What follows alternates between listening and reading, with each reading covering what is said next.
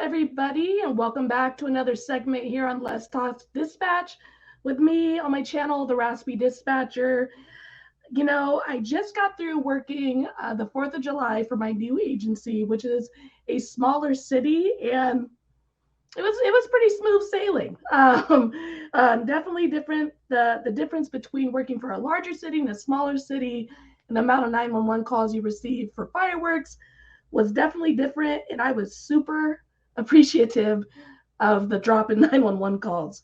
Um, so today I had the pleasure of speaking with Dominique Mathis, creator of 911. Hello, 911. She's a training supervisor for dispatch out in Florida. So I'm gonna bring her on now. Hi, Hi, Dominique. Ash. Hi, How are Ashley. How you? are you? I'm good. How are you?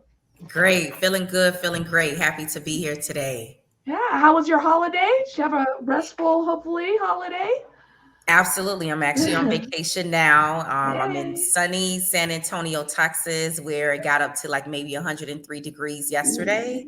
That's So Atlanta yes, so weather. it's extremely humid. So, but I'm enjoying myself. Vacation is going well. Yes, Awesome. Very, very cool.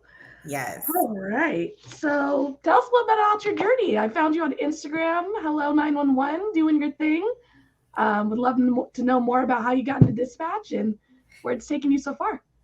Absolutely. So I started dispatch almost 18 years ago. So August 23rd, 2004 was my first day in communications. So I went through a 6-week training academy. And after that, I got, well, actually, before I even started the academy, I was able to sit inside of the dispatch center for like almost 2 months. So I think that's why the job became a little bit easier for me, especially the academy, because I had that time frame where I was able to get to know the job. So after learning call taking position, which is our 911 or non-emergency, I went on to become a dispatcher. And soon as after I became a dispatcher, I actually was mandated to go to an entirely different city from where I was dispatching from already, right? And I cried because it was a longer drive from home. I lived in Miami at the time, and I was sent to maybe 40 minutes away from home. Wow. But you know what? Let me tell you, they always say pain is pleasure, right? Or something Mm-hmm. like that in that sense, because it was definitely a learning experience for me. And I grew to love that dispatch center. And after becoming, dispatching for police, I learned how to become a fire dispatcher. Then I learned teletype operations. And then I soon became a communications training officer. And so Mm-hmm. after so many years, our county became regionalized, which means there was one answering point for all 911s in the county, except for like 2 cities in our county. We're a big county, 32 cities. Mm-hmm. So once I did that, the opportunity came for me to become a instructor. So I was an instructor of all, let's say, supplemental trainings, and mostly or mainly was the training academy. So for anyone who was coming into 911, they would come into our dispatch center with through our training. After that, the position came available to be a supervisor. I took tests, I did an interview, and voila, everything aligned. I became a supervisor. After that, an opportunity came back for me to become a training supervisor. And after like a year, I became a training supervisor. So that's what I do now. I have a lot of hats, right? But one of them mainly that I try to focus on a lot is our training academy. So you may see it a lot on social media, especially on LinkedIn, where I post a journey. But that's how my dispatch career started. And I'm going into my 18th year. It'll be 18 years next month. So we're talking about almost 2 decades of being in dispatch. Yeah, I mean, I can imagine how much dispatch has changed even over these 18 years. I mean, 911 as a whole hasn't been a lot around for that long, right? Like 50 years or something like that, I think we're at Right. now. Right. And just the technology that's come along even in the last 18 years, or, I had people who've been dispatching with a long time talk about like using different systems, having to not having the same CAD system that we have and having to just handhelds and dispatch through phones and like all these things. I was like, I don't know if I could have done this job 18 years ago. I mean, it just looks so different. And technology has always been so intertwined with, my youth and growing up and just things constantly developing. I couldn't imagine doing this job 18 years ago, manual modes and whatnot. Like, I imagine it was very challenging compared to maybe now. Absolutely. But you think about it. I call, the veterans the rock stars Mm-hmm. because they were dispatching on paper, on cards. They had runners. There was no CAD or computer aided dispatch application that can Mm-hmm. tell you who to send, what deputy to go on this call, what officer, what fire rescue unit to respond. They had to know all of that information off the top of their head, right? So sometimes I Mm-hmm. think were the creme de la creme. They were the best Yeah. of dispatching, Yeah. because again, right now we have a lot of technology to assist us. Not saying that our critical minds aren't really there, but I think back then they had a lot to do compared to what we Yeah. have now. They had a lot Or to do. even just the map system, like we Yes. have the privilege of mapping our officers now. Some departments, I know some are still working on getting that technology, but we have this great privilege of being able to see where they are, how fast they're going, like just this, like, I couldn't imagine having to dispatch off those like map phone books. We had them at my old agency for manual mode if things went down, having to really track them in that way. um, Right. I couldn't imagine it. Honestly, I I want to say, really could not. believe it or not, in our dispatch center, we actually still have it. So we have hard copies of map books. Like during the Mm, training academy, they actually have to learn mapping throughout the entire academy mm, because the county is so big. Just imagine you have one address that is good in several cities in the county. yeah, So if wow. someone tells you I'm at 222 Southeast First Avenue, that can be a good address in a few cities in the Yeah. county. So that's where the geography and the mapping come to play because you got to know about cross streets. Then we call this thing called street equivalencies. So if you have a street name, you have to know what's the numerical equivalent to that street name. So it's Hmm. a lot that comes in, and I kind of joke about it sometimes on LinkedIn where I say, our trainees actually have a PhD in geography, right? Yeah, But straight up. in a sense that it's kind of true because we literally dissect it. Like the post office goes by zip codes, we go by addresses. And if Hmm. you tell us where we are, our responsibility is to make sure that we know exactly where you are, well, along with Hmm. technology. Of Along with course, yeah. Mhm. And I'm gonna have to brag a little bit. I have successfully in my career avoided manual mode. Like every time a manual mode, let me knock on some wood before I show up to work and it's just all on fire. But genuinely, like every time it's gone down, I've been like leaving, just coming in, like when it's coming back up, and I'm like, success. Because we had the runners, we had little bells, like, oh, come get this card, and like someone would run it, all that stuff. So I've successfully avoided that, and I'm hoping to keep that going for the See, rest of my kudos to career. you. Fingers See, you're crossed. doing good. You're doing great. You're doing good. That's my just avoid it, then you don't gotta deal with it, right? Absolutely. uh, Absolutely. I definitely had a similar experience to you coming into this career. I was a pre-hire before my academy, so I got to spend probably about 2 months as well on the floor taking calls before my academy mates. So I was taking like private property tows and repos and alarm calls. So Wow. anyone get a call like that, they throw it on hold and I pick it up and I take it. So I got a lot of exposure prior to my academy mates and a lot of time to do codes and stuff like that going and doing my academy. And I do think that it was very helpful, giving me a leg up. So, because our academy was, you had to uh, get 80% on our tests Mhm. throughout, or you fail out. Um, and then you're going for seniority. So, whatever order you finish in is the order you go onto the floor in seniority in your class. So, if you finish at the top, you're the top of your class, the bottom of the whole department or whatever. But you get the leg up on the rest of your academy mates. Wow. So that, I think that 2 months really did give me an edge, and it was a nail biter up into the end, but I ended up being able to push ahead. But See? uh, See? But I do think those 2 months are super helpful. Just getting comfortable in the center, getting comfortable with the phone system before going into academy, I think was really helpful for me. And I think that's interesting to see because right now, that's what we're trying to figure out. We're trying to Mm-hmm. compare it to where, okay, is it, is it a great thing? Is it a good thing? Does it help? And, I always tell my instructors, like, you got to test it out with a few students, right? A few Mm-hmm. trainees. We just can't go based off of one person's experience because we Mm-hmm. tried that and this person didn't really perform well in the academy like we thought they would do. And Mm-hmm. they say, well, that's not going to work. I say, but you just don't know. You have to compare it to other students, right? Right. I was a success of it. Someone else I know was a success. You were a success with it, but this Mm-hmm. particular student did not. So, we're trying to figure out ways does it help? Mm-hmm. Does it help to do it? Because, we asked them for their feedback after the academies.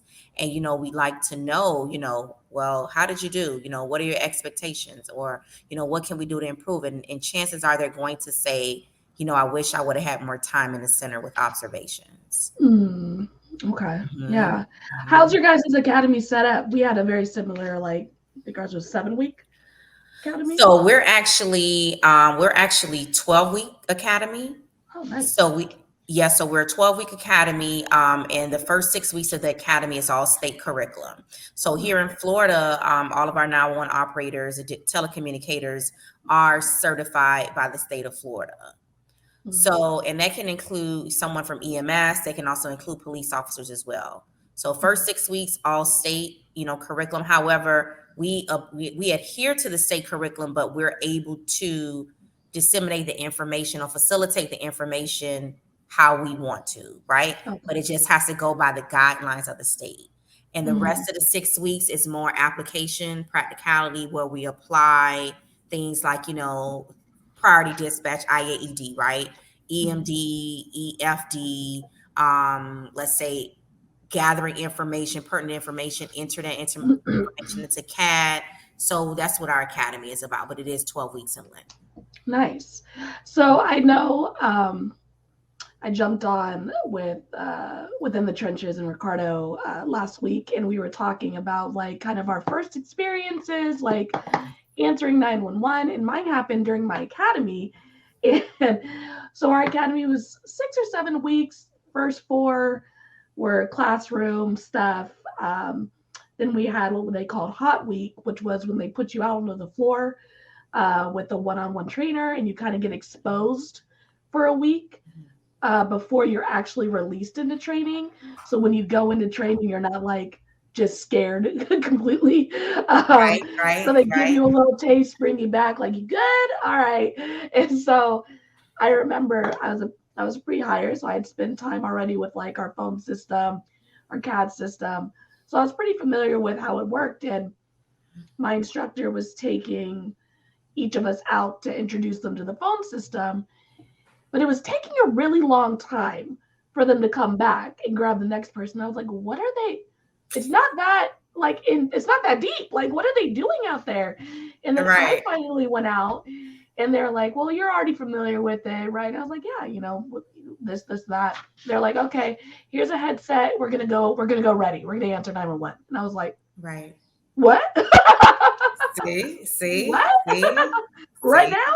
They're like, right now. And I Yeah, was like, oh, yes, okay. And you just gotta go, you gotta get your feet wet. And yes, but I do think that the training process in this line of work is so important. And I think the yes. more departments are intentional with creating environments where we can learn, we can feel supported, Yes. and make safe mistakes. Like, obviously, in this line of work, mistakes matter.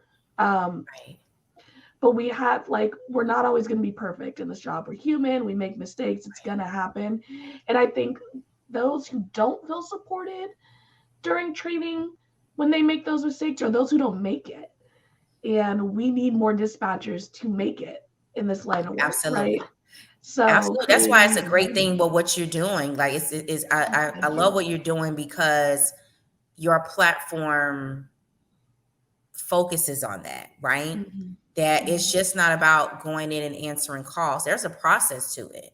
There's a process with the application process. There's a process, through an interview. Some agencies do psych exams. The Criticall test is very important. Some people think, oh, I can just go in there and do whatever on a Criticall. Absolutely not. It is, it is intense. I think, I've never taken it. Probably I did, but like 18 years ago, right? But there's a process to it. And a lot of things, we see a lot of movies on TV where we got the call and 911, and it's okay. It's cool. But again, it's entertainment, right? Exactly. But this is a very focused position. Like, just like a police officer, just like a firefighter, we have a skill set. And that skill set can be meaning critical thinking, able to empathize or sympathize with your caller. It may mean you making, decisions, typing, being unable to understand information, relay that information in the same manner in which it was given to you, but narrowing it down. And I tell people, and then let's talk about the number one thing, multitasking. So you display a lot of that. If not, you do all of that, in my opinion, on your platform. And I commend you for that, because you have helped so many people through the application process. Let me tell you, because you give us the realness of what it is. You get what I'm saying? So I appreciate you for that. And I love what you're doing here. And, keep it up, because again, a lot of us, we focus on the current employees when it comes to training, but we don't focus on the pre-planning. And preparedness is key. Just like when we go back to like our FEMA and our NIMS classes, right? Preparedness is key. And you're doing that. You're preparing them for this career. And that is very, very important. So thank you, Ashley, for what you're doing. Oh, thank you so much. I know one of the directions, I'm actually going to put a little reel out with the, it's in my free PDF that's in the link in the bio. You're hired. One of the directions is follow directions. Like, it seems so simple, but at my first agency, all of our training and all of our stuff was in-house. So I got to witness applicants, and I got to hear feedback about the applicants and their process. And sometimes folks just didn't follow directions. Like, don't bring your Apple Watch into the interview. And then they'd be there with their Apple Watch, and it's like, right. It's written there. So we like really have to pay attention to those little things, because something so innocent, it's almost a red flag. Like, well, it's this big interview you have coming up. I gave you all these instructions and you didn't follow them. So now I have to tell you, go take your Apple Watch off. You got to walk back outside, like walk ashamed to put it in your car. I got to come, So yes. You think it's the instructions, or they're just not reading? I don't think they read it. You get what I'm saying? So most of the time I have people even reach out to me and ask me questions about certain things that, that we could be doing here in Florida. And I'll send them the links. I'll send them a paragraph. I'll send them something, right? And they'll come back and ask me the same question about the information that I've sent to them. And, and I always say this statement that I can lead you to the water, but I can't make you drink it. I definitely live by that proverb, because, we can all help you, but you got to want it for yourself. And everyone is not going to have the answers for you, so like you said, you're coming into an interview with an Apple Watch, but clearly on the directions, it says no electronic devices, to include Apple Watches.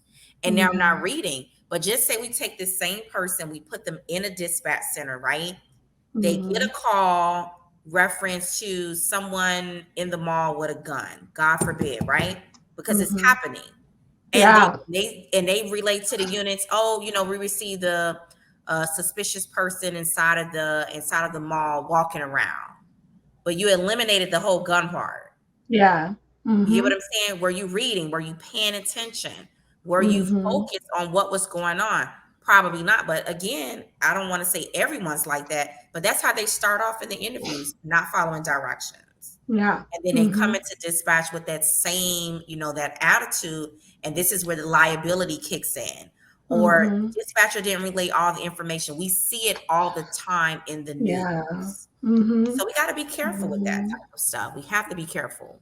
Definitely. I mean, a lot of people ask me, because like you said, I'm doing a lot of the pre stuff, trying to get people in the door, trying to get people, to staff our centers. And a lot of people ask me like, well, why do we have to do all this? Why do we have to take the Criticall test? Why do I have to do a backgrounds? Why do I, like, why is it this deep? And it is this deep because our responsibility to the public is the same as any first responder who's in the field. We have we're the first line, whether an officer is putting it out, on viewing something, or someone is calling on 911 to report something, or they're calling on non-emergency to report a cold incident, Right. it's all coming through dispatch. It has Right. to start here. And because of that, we have a great responsibility to be as close to perfect while still being human. And Absolutely.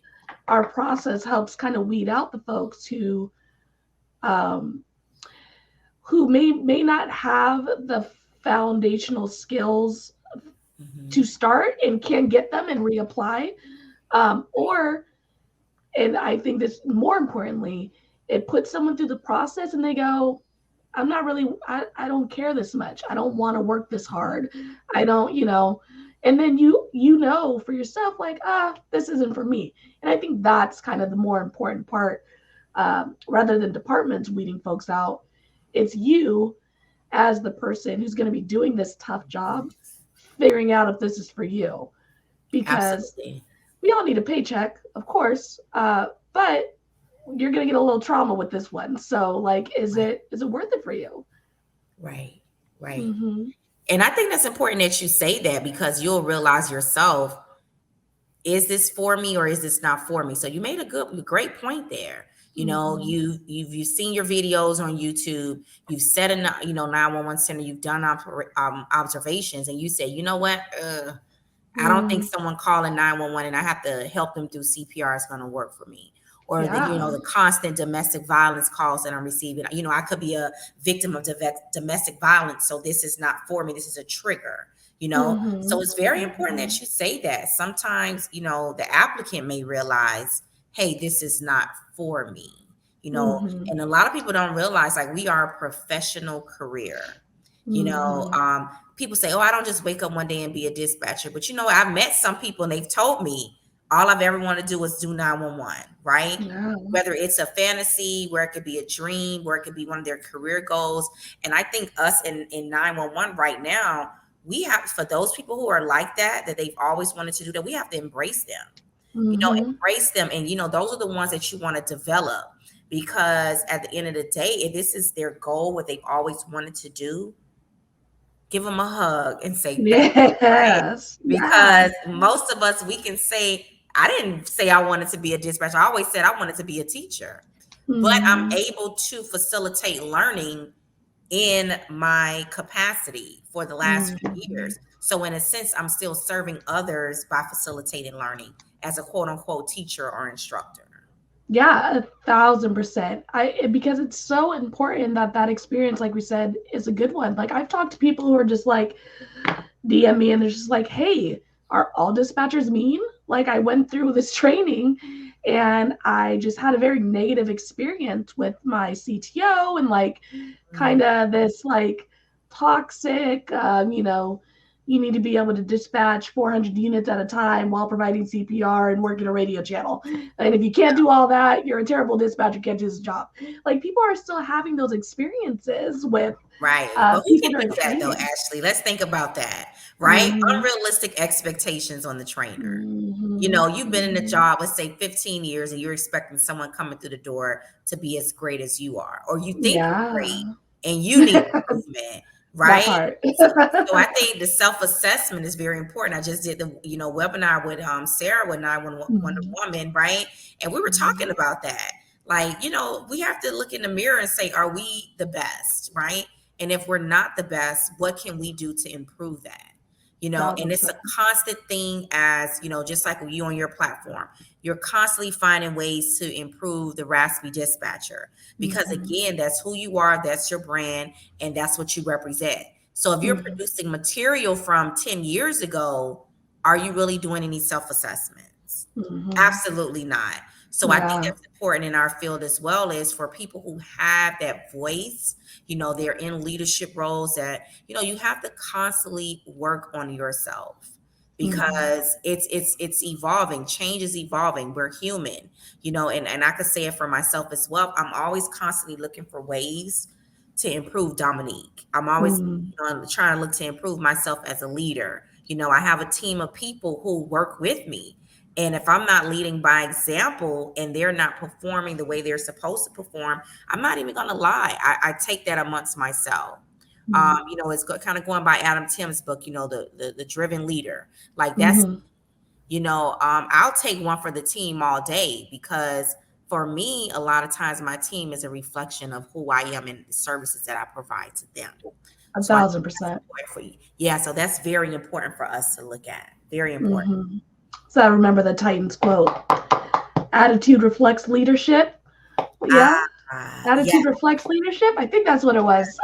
Yes. And it's so true. Like if you're surrounded by people who are going to be who are supportive, and I'm sure I annoy my partners and my officers, because I'll work, a pursuit or a hot call and be like, hey, how'd that sound? Was that good? Was it clear? Like I'm always looking for constructive feedback. I believe I am a good dispatcher. Am I the best in the world? Probably not, but I'm always looking to improve and receive feedback from my partners and my officers. So I definitely think we in dispatch, and it's such a fun time to be in dispatch. We're getting so much kudos. We're getting actually put out there, for the citizens as first responders. We got our own like live PD type shows that are just showing this job. Whereas before we didn't get that. No one really talked Right. about dispatch. And No. one of my big things was, I always knew I wanted to be in law enforcement in some way, shape, or form. I got my bachelor's and my master's in criminal justice. And then at one point I just kind of was like, oh, I should probably start doing my, get into the field that I knew I was going to be in. And I found dispatch. And I went through all this education and we never talked about dispatching. And I just thought that was such a disservice, because it's such a career job. It's a career job Absolutely. that folks can do early. It's entry level. A Yes. lot of places don't require a degree for this position as an entry level dispatcher. So even before you get your degrees and your education, if that's your dream, you could do this job, make good money, and still go pursue those things. Mhm. And you can stack that 401k and that pension and all that, have good benefits. And I think Yes. that's the goal. Like, if we can get folks into this job early, we can create wealth, we can create generational wealth. Like this, I think this is a good position to be in, and it's needed. We need dispatchers. Oh, you're feeding my soul right now, right? I think that's I'm I with think it. that's how we connected for Mm-hmm. on that level, because when I say you're feeding my soul with what you're saying right now, because this for me, that's the goal too, with with my business, my company with Hello 911, right? Mm-hmm. It's all about empowering the dispatcher. It's all about empowering the telecommunicator, right? Mm-hmm. You talked about starting your career early on in life, right? Where you're able to save your money, you're able to invest in your pension, you're able to work on your 401k. So, like here in Florida, we have 450, or Broward County, we have 457s, right? Which is a form of a 401k. But you talked about Mm-hmm. generational wealth that we're able to produce for our families. Mm-hmm. You see how you talked about the education aspect of it, right? I'm pro Mm-hmm. education. Most Mm-hmm. people don't see the purpose in it, but think about this. Your education has allowed doors to open for you. What you learned in school, I'm sure you have applied it to what you're doing now with your company, right? Mm-hmm. And I always tell Mm-hmm. people that's the goal. The goal is to go to school, get your degrees, and work on yourself, improving yourself. Mm-hmm. Just like you said, this is an entry level position where it does not require you to have a degree, right? But Mm-hmm. if you have one, the better. Because Yes. I think about when I went to grad school, right? I hated reading. Mm. I did not like to, well, I'm always a researcher. I like to do things like that, but I didn't like to read. Mm-hmm. I have learned so many skills in school that I have applied to me as a training supervisor, me as the Mm-hmm. founder and CEO of Hello 911. Like, I've been applying that. But that's one of the things that I talk about when I go out to recruiting events. I tell them, hey, this agency has done a lot for me in this aspect because I get tuition reimbursement, or I did get tuition That's good. reimbursement when I Yeah. was able to invest in myself. And the companies want to know, if we invest in you, what are you doing to build us up as well? And it Mm-hmm. has definitely worked. And, I'm so glad you talked about that because, I did a live last week where we talked about hometown hero grant loans, right? For buying Mm-hmm. a home. So many of us, we're in dispatch, we work a lot of overtime, and we work these jobs 30 years, right? And then after we retire, we're back into it again, right? And Mm-hmm. some of us say, we might get a little bit bored, but some of us, we have to do it because of financially. So, Exactly. I really believe in educating us about our finances in those 30 years that we're dedicated to the profession. And this is when it starts, when we start, from Mm-hmm. day one. How do you help your trainees, to invest in their future? So oh God, I can Mm-hmm. talk on and on about that. But I'm glad you talked about that, because to be honest with you, that's very important. Very. Yeah, 1,000%. And I know, like, when it comes to degree, I think degree and, for me, I dispatch only police, so I just deal with law enforcement. But I think when we talk about, should we have degrees in this field, I'm also pro degree, because I think not only, I think one thing that education does at the higher level is it gives you life experience. You meet so many different people. Like, I have stories from school where kids were coming from, these places where they've never seen people of color. You know what I mean? And they never experienced those different cultures and those different lifestyles. And then you get to college and you have this life experience that you wouldn't have gotten in your hometown, you know Absolutely. and then Absolutely. you bring that into your career past, whatever your degree is in. You bring that, and I think that's the piece that we overlook when we talk about requiring uh, a bachelor's in these fields. Is that piece, is not the educational piece, but just the people piece, that you go and it forces you to challenge yourself in areas that you haven't been previously challenged by your family or your friends in your towns that you grew up with. You're going to be forced to experience people and then form your own decisions. And hopefully they're positive, and hopefully they combat any negative influence and direction you've grown up with. And then you take that into the field. And then you have more empathy for the people you're contacting and talking to on the phone. Absolutely. Mm-hmm. Because how they say the saying community policing, right? What about Mm-hmm. community dispatching?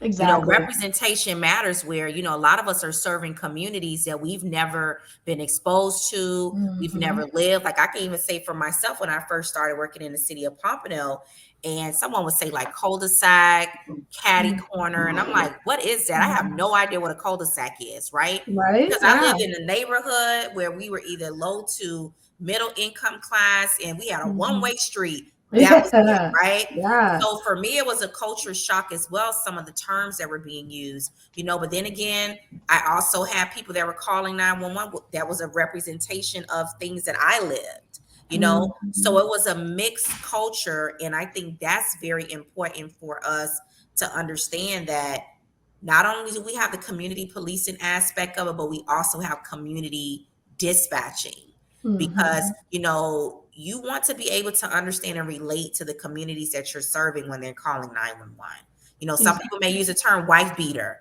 Mm-hmm. Someone has never heard of what wife beater means, right? Or Mm-hmm. they may say, my aunt has sugar. Okay, but what does that mean? Yeah. We know that sugar means, okay, that means they have diabetes, right? They're Yeah. diabetic. But Mm-hmm. those are some of the things that I think that we miss a Mm-hmm. lot. But again, that goes ongoing training. Like, I'm getting ready to hit to Orlando next week and do a training and right training, where I can come back to our agency and do some training with dispatchers when it comes to like implicit biases, when it comes to Mm-hmm. diversity, things of that nature, and Mm-hmm. discrimination. And I'm very excited to do that, because again, that's a passion of mine. And to be honest with you, that's how I started Hello 911, Awesome. where it was really about the representation of the disparities between like people of color, right? But it Mhm. also, allowed me to realize that there is a need for training within dispatch, Mhm. and it stemmed from Picnic Patty or the Trayvon Martin situation, or other incidents that have happened in 911 Central Park. The lady calls in and says, hey, this teen stole my cell phone. Again, sometimes we've never been exposed to those type of calls, right? So Mhm. how do you as a dispatcher, you're able to, hey, someone's calling, answer this question. Oh, there's a black guy or a white guy walking around the neighborhood. They're not supposed to be there. Okay, but what do you Yeah. mean by that? You get what I'm saying? Mhm. So Yeah. I think that's important. And a lot of times we don't like to really have those conversations, but I think it's important, especially with us in dispatch, because we're Mhm. exposed to those conversations firsthand before Mhm. units actually respond to the calls. Exactly. And being able to prepare the units who are going on scene with the words that we type into the call, what kind of scene they're going into, right? So Yes. I'm reporting this, but it feels like it's more this type of situation. Like we Yes. have to we have to report what is being reported to us, right? Like Yes. we can't make any conclusions as to what is actually happening. So like if ladies like he has a gun and you're like if they had a gun, I'd be a little more hyped, like something.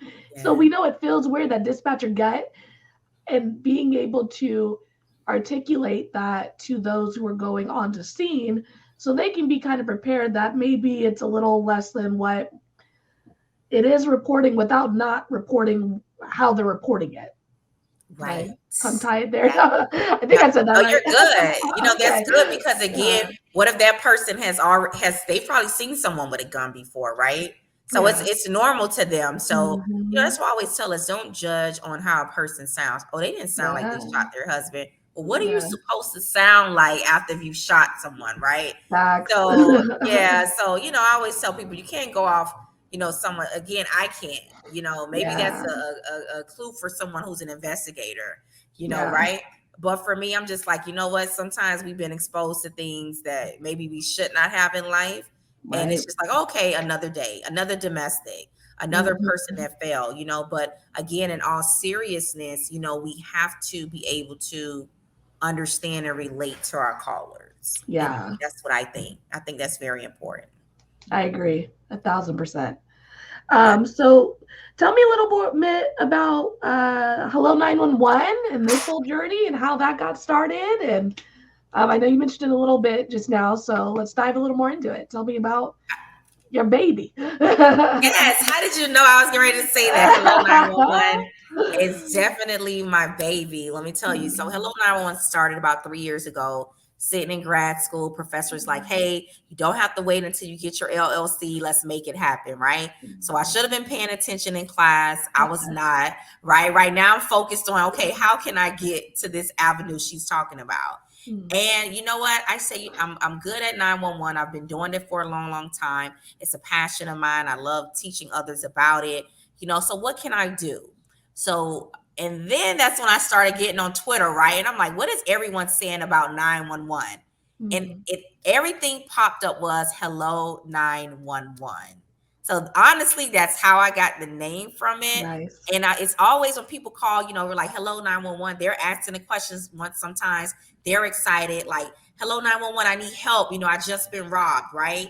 So, that's how I kind of got it, and I've kind of evolved in a sense over the last 3 years because I started to realize I had a little bit more passion in certain areas. And, one of the things I want people to understand is you're not going to be great at everything. There's going to be some things that you're going to be a little bit more passionate about and be more understanding. So at Hello 911, we are a training and development consulting agency, right? So I do provide consulting services, for some companies that I'm actually in contract with now. And I provide emergency management consulting. And I didn't realize how much I had the desire for emergency management, for planning. And sometimes it can be a little bit, boring to some But let me tell you, with everything that's going on in the world right now, we just had an active shooter incident happen. Yeah. Where was it? In Illinois yesterday, right? We had two. And We had Illinois and Philadelphia, I think, oh two yes, I forgot similar. about the one in Philly. Yes. Yeah. So, we're every time I see that happens on the news, I'm like, we always say we're sending out prayers to the families, we're sending out prayers to the dispatch center. Because think about this, that event in Philly that happened, when they called 911, and even in Illinois, guess what happened? There's an influx of 911 calls that you're starting with, right? Mm-hmm. And are we prepared for that? Are your dispatch centers prepared for that? And sometimes we're not, right? So that's Yeah. where I kind of come in with the consulting and the training that I do with the company. And we're about providing transparent solutions for the advancement of public safety telecommunicators. So, we have a lot of names. We either public safety telecommunicators, emergency communicators, 911 dispatch. We're all of that, right? And that's been my goal. My goal and my mission is, to create a platform for us, that kind of thinks outside the box. Like I just did a class on I am more than a babysitter. And people are like, what does she mean by that? Right? Like, what does that mean? Yeah. And when you get ready to explain it, and and it's about us, changing that narrative. We're always stereotyped as we sit down at a desk all day, and this is what we're doing. Right? We're sitting looking at our screen, making sure our units are going where they're going. It's like we're babysitting them, right? Or even as a supervisor, all I'm doing all day is watching people do their job. Absolutely not. We are more than adult babysitters. We are encouragers. We are gatekeepers. We are the ones that make sure your husbands, your wives come back home to you at night. We are the people that make sure our team is able to deliver a service, and I think I want a lot of us to get into that mindset to understand that, hey, you have the ability to change things. One of the young ladies from Carby, Andrea, she says, be the change champion. You have so many ways to change the way people look at 911 and not focus on the bad. Because in my opinion, the bad is what? Mandatory overtime. But guess what? If you take that mandatory overtime and turn it into an investment in 10, 15 years, or maybe 5 years, you can have this, you can have that, you can go on vacations, you can do so many things with your families, right? Yeah.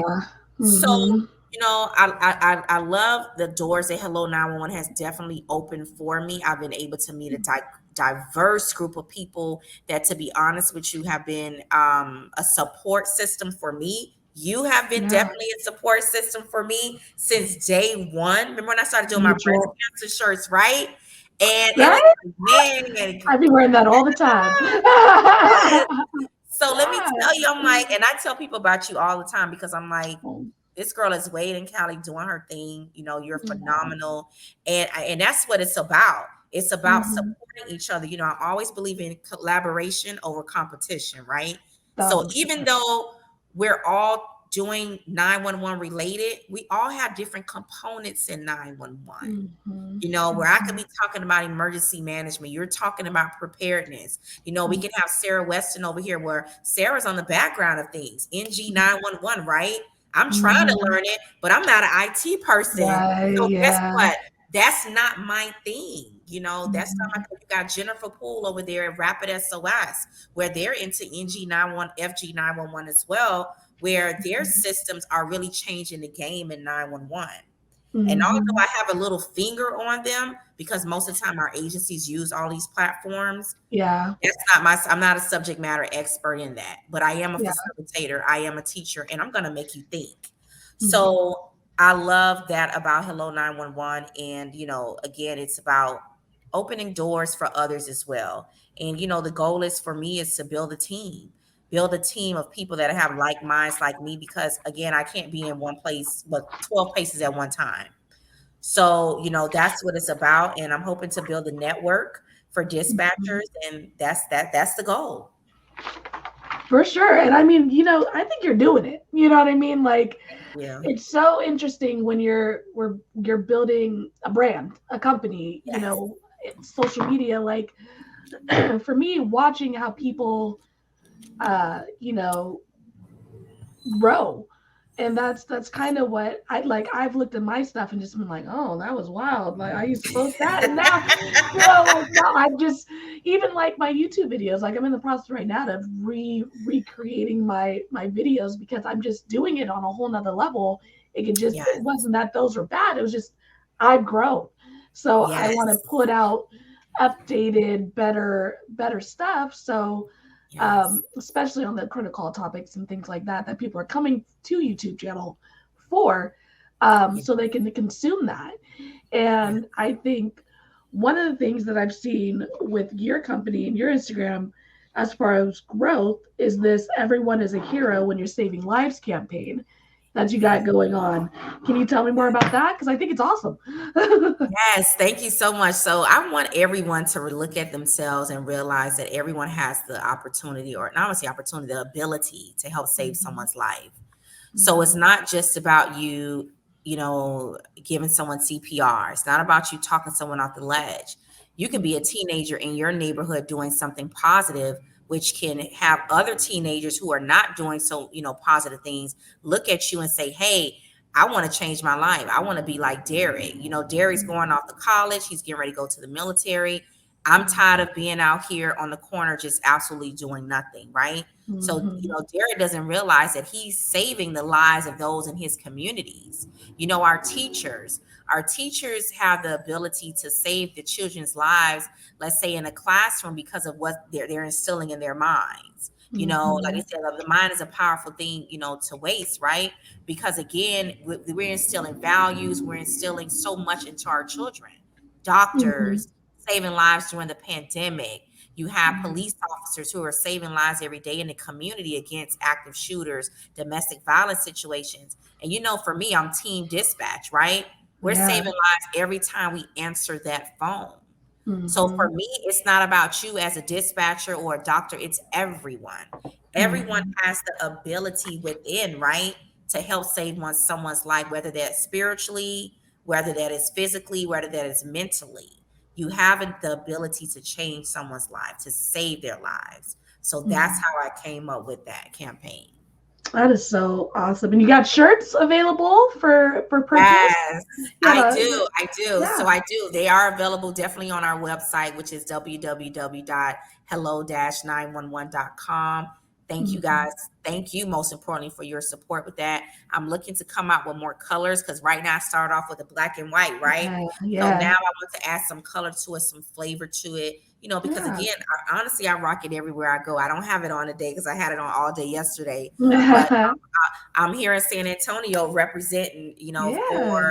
for Hello 911. Yes. So thank you Sounds for like that. you got to get a TikTok version now because you out there in that 103 Oh degree my heat, God. you know? Let me tell you, Ashley, honey, I am 37, right? And TikTok is not my thing, but I need to learn. I do. I need to learn. I need to learn. So no, I'm gonna call you and see how much you're charging for those services because I think you are great at this Hit me stuff. up, girl. Okay. I am down to share what I have learned, and I am learning every Yes. day. Trust me. Yes, thank you for that. Thank you. Yeah. And so on your website, do you have online courses as well that folks can access? What will they find when they come to your website to check you out? So when you go on your website, you'll find more about me, the services that I offer. I am hoping to add a course. Actually, I'm working on a telephone CPR course right now. So Nice. that's become the hot topic because most states now Mm, are requiring all of their 911 operators, no matter if you do police, fire, whatever, they're requiring it to happen, and I can oh wow. understand why. If I'm calling you, telling you they can't breathe, they're not breathing, they're not awake, and I have to transfer you over to someone to Mm, give them those instructions. So I understand. So, my thing is you can't teach someone how to do CPR. I kind of leave that to the big wigs at like American Heart Association, Red Cross. But for mm, us, it's how do I apply those techniques to someone on the phone? So I'm working on that now. It may be like a 2 to 3 hour course, maybe two. I'm almost done with that. So you can look forward to seeing that on the website very soon. And then it's also courses that I offer, but they're not available online, Okay. but that's the goal. The goal is to definitely have them available online, because if you're like me, I have ADHD, right? And I'm always over the place. So for someone to sit in front of the computer for so long, you kind of lose their attention. So Mhm. I'm looking to create short content. Mhm. But you can see the services that I offer. You can definitely contact me on there. But I'm not big yet, right? So you can still contact me on social media and I'll respond. So Hey, it's coming, girl. it's coming. It's coming. So that's what we're offering on the website, and also some merchandise that I'm hoping to upload more. And then one day I'll have my book on there. So I'm actually working on a book Oh, right now. Yes, yes, nice. another project. So and Very it is cool. about us at 911 telling our stories. So Nice. I'm looking forward to meeting. I need some more people, right? It's kind of Right. hard for me to get people to tell their stories, but Mhm. I'm looking, and I'm asking, if you have a story to tell, you love to share, because most of us, we have a personal story that connects with 911. So, Mhm. that's the goal, and I'm hoping to get some, candidates for that. Okay. You want, if someone's interested in jumping in on that project with you, just shoot you like a DM or email They can or shoot me a DM. If you find okay. me on Instagram at Hello 911, they can definitely click the link in my bio with Linktree, and it'll take you to all of my contact information. Like I said, I'm on Instagram, I'm on Facebook, I'm very heavy on LinkedIn as well. So definitely reach out to me, because I love to talk to you guys and hear your stories at 911. Awesome. Well, thank you so much for jumping on with me today. And Thank always being you. someone who like totally supports me, like it's always like reposting my Love stuff, you. sending out my YouTube channel. I really appreciate it. And I really enjoy what you're doing over there with Hello 911. Thank you so much, Ashley, for having me on the Raspy Dispatcher. You are phenomenal. Thank you Thank guys you. for listening to me today. Hope I didn't talk your ear off, but thank you. Thank you. Thank you. We Yes. appreciate it. All right, I'll be right back with you. All right, another big thank you to Dominique for joining us today on Let's Talk Dispatch. Again, you can find her on Instagram, hello 911, hello911.com. And yeah, if you have any stories that you think could be used in the book she's working on, make sure to hit her up. We need people to share, their stories and their experience in this line of work so we can get more dispatchers in the door. If you're interested in joining me on Let's Talk Dispatch, you could shoot me a DM as well. Link in the bio takes you to the calendar where you can pick a time that works for you. And of course, remember to subscribe on YouTube, follow us on Instagram, like us on Facebook, all that good stuff. And until next time, stay raspy, everybody.